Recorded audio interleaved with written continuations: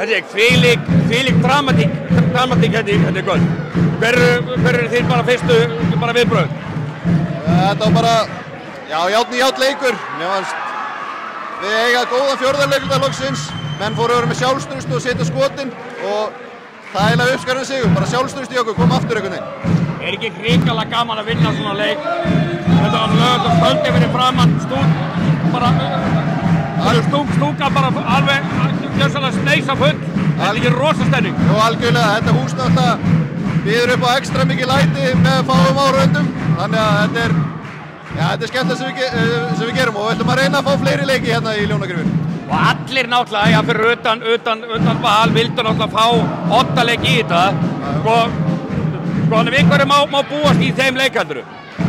Ég held að verður bara áfram járn í járn leikur og ég vona að við náum að setja svona meira okkar mark á leikinn, spila okkar leik, hafa smá meira hrað og fjör í þessu, heldur en að drepa þetta niður eins og þeir eru reyna að gera. Og ég vona bara Njarðvíkur sigur. Hvað þurftu að gera núna í kvöld eftir þess að síðustu tvo tapleiki? Var eitthvað sem breyttuð? Nei, við heldum okkur við varnarplanið. Það var aðalega bara sóknarleikinn að sækja hraðar á þá. Það leifaði mikið að setja vörnina niður.